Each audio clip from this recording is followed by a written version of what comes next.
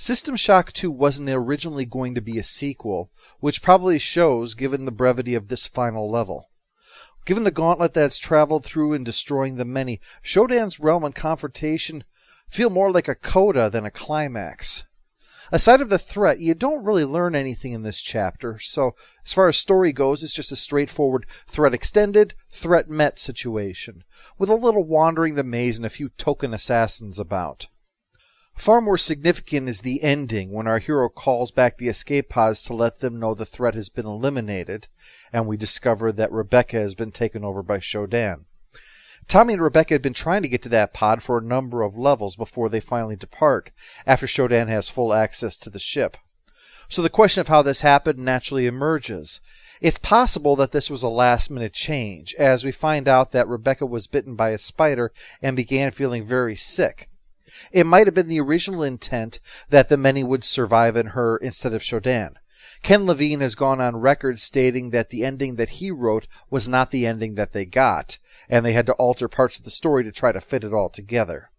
He specifically referred to the cutscene with Shodan, so whether he was also referring to the pod is unclear. Regardless, there are a number of theories, most commonly being that Rebecca was a cyborg that added some of the player's modules to herself and thus became possessed. But this is dubious since the player's rig that uses those modules is illegal, so it's highly unlikely that she would have such a setup. It's far more likely that, since you see her perfectly fine when she heads for the pod with Tommy, that the poison from the bite required a trip to the surgical bay, and Shodan had the necessary components installed during the procedure, as a backup in case the plan to destroy the many failed, so that she could survive much as she survived the Citadel destruction. Considering we're dealing with a game from the late 1990s, especially because we're talking about a genre of games that only came into being years earlier, the storytelling is pretty good considering the limitations they had to work with. I think the audio files served the functions that cutscenes would more commonly serve today. And it also provides more stuff than those cutscenes would serve. It fleshes out characters. It provides snapshots of other people's lives. The ghosts, that was less effective. Unlike the emails and audio files, the ghosts are brief, they're non-repeatable, in case you get in trouble in the midst of the ghosts doing something, and overall, they just add little. The deaths on audio files are far more horrifying than the sight of the ghosts being gunned down, and that's really the only one I'd call close to being effective. The voice of the many, that's chilling. But as Goggles frequently notes, it's all too often speaking while the player is in combat, and since, again, that's not an email, it's easily missed completely.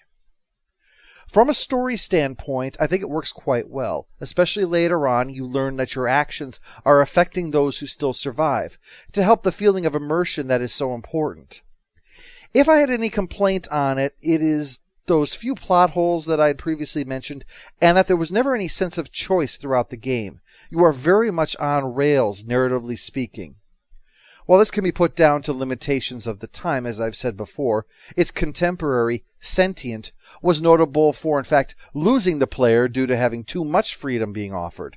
So a little bit of room there might have made a difference here or there that really would have helped the overall experience, I think. But that's a minor complaint in an otherwise successful run. That brings us to the end of our look at System Shock 2, but not to worry, there are still more video games yet to come, with a return to a more traditional RPG format. And I really hope a much-needed break from dance music from a decade and a half ago.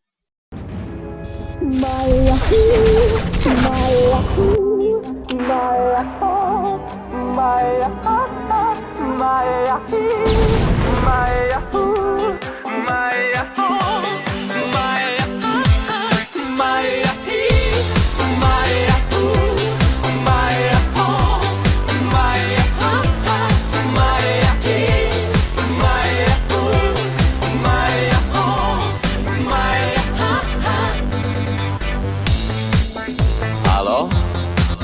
Salut? Sunt eu, un haiduc?